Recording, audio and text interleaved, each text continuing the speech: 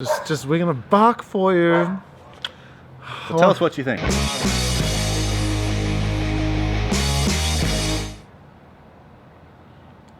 God damn it!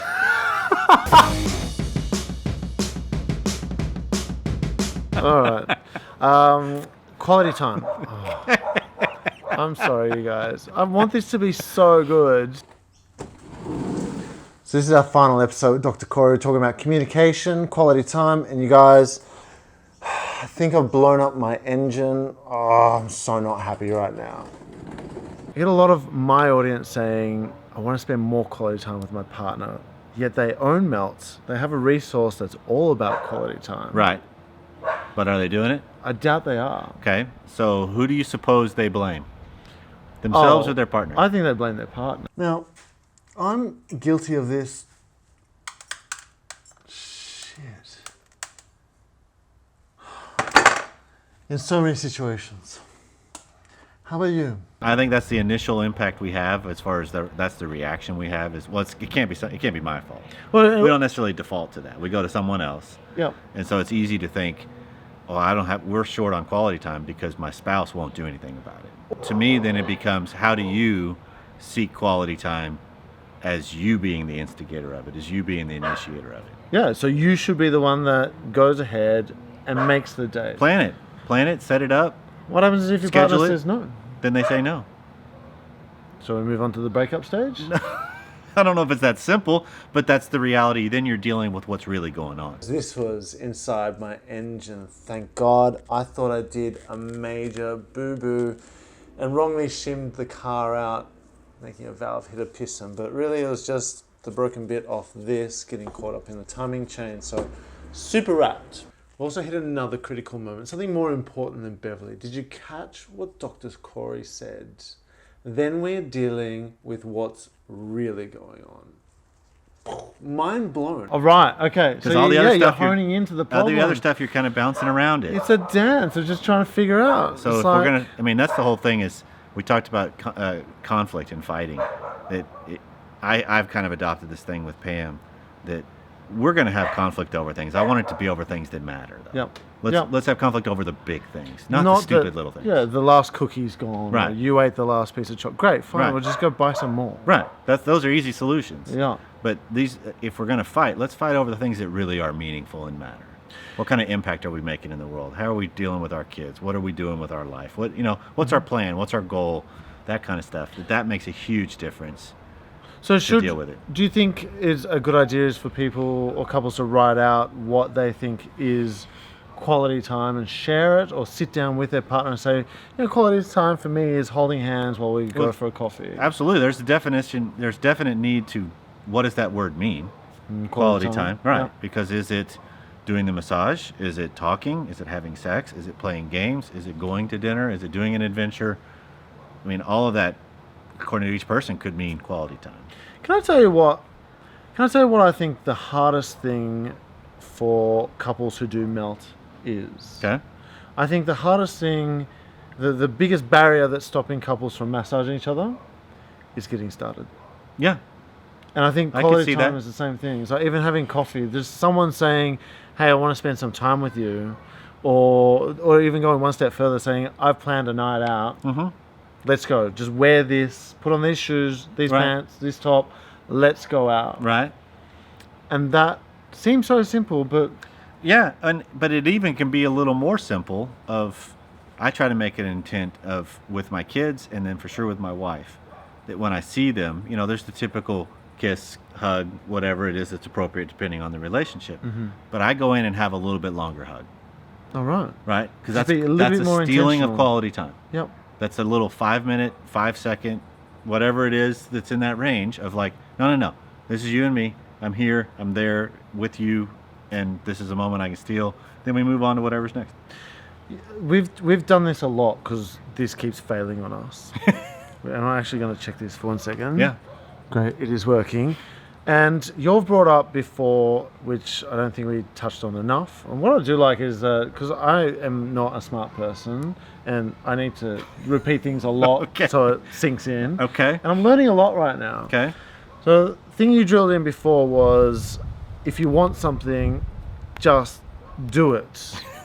Right? Which is like, if you want more quality time. How often do we get in our own way and blame other people because we didn't even start it? Yeah, just own it. Yeah, I didn't speak up, and therefore I blame other people. It's easier to point the finger at your partner rather than just go, you know what, I want more quality time. Let's go do it. And I want to figure out a way to make that happen. Not, we need to work it out. Because look at the sophistication of the language there. Yeah, we are putting stuff that means on we. I need your buy-in to make this happen rather than, I'm going to do this. Yeah. I want to do this, and I start acting accordingly. And that puts better pressure on the dynamic in the relationship. Yeah, to drill down to what the actual problem is. What's the real issue? Yep. You know what? Actually, I'm quite glad that we've done this 3 times. Because only now, That's Corey, the I'm first dead time we've serious. gotten to this point. Well, it's more that's I'm understanding. Even though we've talked about it, the more I'm like, it's so simple. Everything's easy once you've diagnosed the issue and you know what's going on. But when you're in the thick of things, you think your motor's about to explode. It's not so easy, is it? Relationships are exactly the same. You just don't know how to navigate through it when you're in so deep. It's just trying to take the chance to see it through a different lens is what matters. To see it as to what's the real dynamic. Because most people, I mean, I've made a comment before, I think, in some of the takes we've done, that most couples come in thinking they have a problem. Like whatever it is that's going on, it's the absence of something. Yep. It's something missing in their relationship. Rather than, no, it's the presence of something typically that's the problem. And they're not dealing with whatever, they haven't defined that problem as clean as they need to yet. To see it as, and because in some of them they really do boil down to, you know what? I'm not married to me. Yeah. Right. I'm married to someone that sees someone different completely. Yeah. So, how do I honor and respect who they are, not the fact that they're not me? It's complex. I get it. I like the way, I get it, but it's recognizing that difference can either be something I can fear or use to my advantage. Right. Okay. Because that difference can hone in what's going on different in me, and we can maybe then have their strengths will help me and enhance my weaknesses.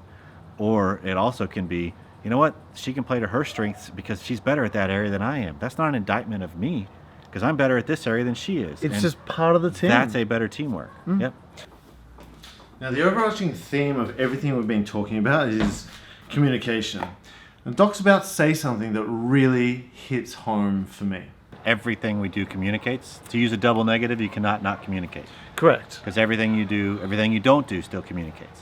Which I found really powerful because you brought this up Right. a lot, saying that even if you're not communicating, because we've had a few melters say that, how do we deal with a partner that doesn't communicate with me or doesn't engage in relationship with me? And you're saying they're still communicating. If you bring up something to a partner and they have no response or shut it down or crack a joke or walk out of the room, they still communicated pretty clearly. Right. And so how do we deal with that? Then you probably need to spend the time looking at what are the meanings of the messages being sent or not being sent that you're hoping for. Because if it's the case of, if I can look at things as communication, then I can start to see it as, okay, what's the message that's being sent? Right, if you're silent about this, what's the message? So I'm reacting to your silence, which says something to me. So how do I respond better to that message is the best thing I can do, because I can't. A better way to talk about this would probably be melters to be able to think of this as, it's not that you don't communicate, it might be that your spouse doesn't talk to you.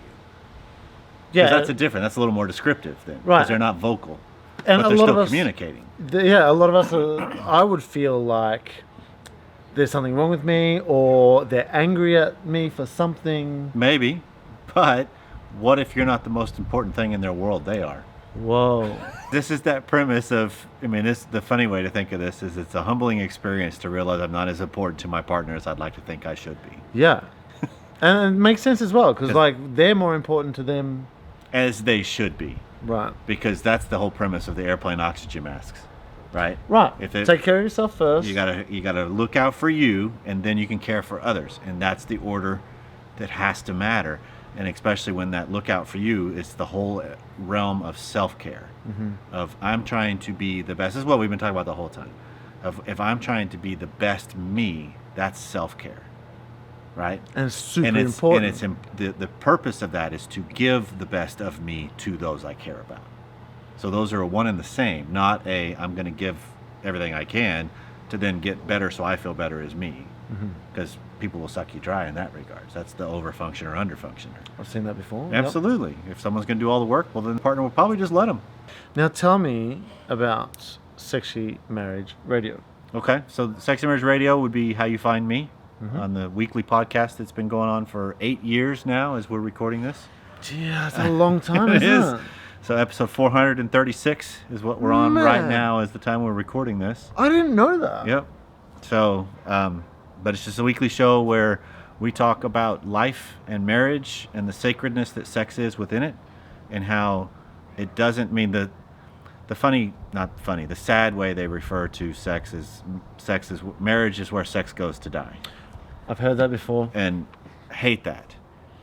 So this is about how do people capture the best life they can that includes sex. So the show is about sex, but it's really about life. How much do you think people regress with sex? Is it fun? Like typically with what you see, we all kind of like put a lot of taboo on that and we don't talk about it enough. Right. Well, a lot of the things we do with Sexy Marriage Radio is we help frame conversations for couples to start the conversations. I love that. And because we'll bring up topics or answer questions that have come in via our voicemail or email on just, we don't have a place where we can ask this. We know you'll answer it because we try to give honest, straightforward. So my audience can actually write in with specific questions. Yep, absolutely. And I'm not your guy. That can be a show or segments of a show. My co-host right now is my wife. And so we just try to talk about, she tries to be the voice of the lower desire, which we talked about. Yep. And then she also tries to be the voice of getting me out of academia theory cloud and into real practical. I love the voice of the audience. I do too, but it doesn't always work.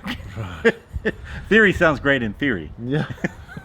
And if everything was a textbook as well, like no one would get, like everything would be solved and either we'd all be rich or we'd be poor. If this stuff was easily be solved, then that one of those magazines in the grocery store aisle on the 50 great ways to have sex, you got to buy it, we're done. That's all we need to know. So Dr. Corey Allan, are we normal? Absolutely. You're looking through all the stuff that came in from your survey and reading all the answers and the questions and the things that came through every single one of your audiences. Welcome to the human race. Yeah. So it's all stuff that you've seen before. Yes. Over and over again. There's nothing going wrong. Yeah. Doesn't make it easy. No. Well, but it's not. I mean, what there's relationship nothing necessarily going wrong. We actually covered a bit that in the last segment that was really fucking good. And it's gone. Well, we got a little bit of light. Yeah, an ounce of light left. Corey and I were chatting about when is the right time to leave, to break up. And it's interesting. Like, how do you know? How do you know? How do you find the strength? And like, I'm an advocate for like stay in there. Your relationships are ebbs and flows. You fall in and out of love with your partner, and I think there's something amazing about that as well. Yep. But sometimes sometimes you've exhausted. Sometimes it's not going to work. You want to leave, right? When? How do you do it? When can you leave? How do I say it? At the right time. No such thing. In a way that you're safe. Well, okay. So if you're talking about relationships with abuse and neglect and those kinds of things, you're talking about safety. Yeah. So in those regards, if there's an abusive relationship going on and your physical safety is actually in question, you get out. Doesn't mean you file the paperwork right then, but you do get out. You disrupt the system enough to get out of that dynamic. I hope that people do. I mean, right. I think that I feel. And you tell a trusted friend, or you call the cops. Right. Right. I mean, one or both, depending on what's going on, obviously. Let's say it's not that scenario. Okay. Like you're telling me that you've worked with with clients, both of them, they've already signed divorce papers. Right. It's just and then most states have the waiting period before it's final. Yep. And people have still come back and got back together. They've come in and then torn those papers up. Yep. I think that's amazing. Yeah. Well, that's not necessarily me. That's just them recognizing what matters, what really is important. But to me, stay or go is truly an integrity and character issue of each person. Okay. It's not a edict of a relationship. There's a lot of religious pressure that can come on this. You don't have a biblical rationale or grounds for divorce, or you're giving up or whatever. But instead, I think of this as, how am I earning my own self-respect with my choice? Right. Of recognizing I've done all I can. I've fought the fight. I've been up front. I've given every resource that's possible to try. You have and to. They won't come on board. They're not interested. Whatever it is, and I'm willing to take that hit, because most couples, they actually get into this cycle of, I want it to be done, but I'm going to make it so miserable for you, so you call it, so I'm not the bad guy. Yeah, I've got elements of that. And when you hit that self-respect level of, I'm okay being the bad guy if that's what it takes, because I'm doing this to earn my relationship with myself. Yeah, which is really important. It's huge. Right? Like, how can you go on to the next relationship? That same thing, though, is also the foundation of great marriages. Of being able to own your own self. Same premise. Yeah. I'm looking out for me in the sense of the best in me and those I care about. I like it. All right. Thanks, mate. I'm so sorry that we did this. I'm sorry to you guys, because you guys missed out on such good info. We had some good stuff. Yeah, I feel like sometimes I don't know. We'll see how I cut it up.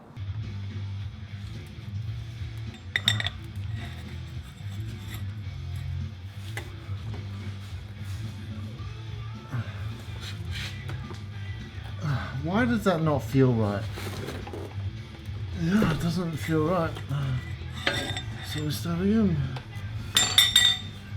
You're preloaded correctly.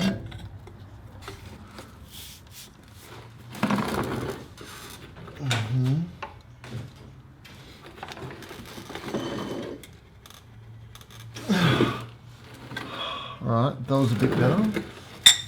Was it a little bit better?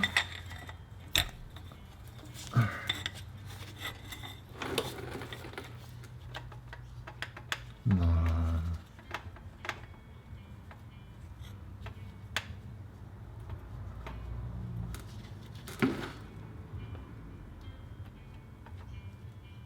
Really?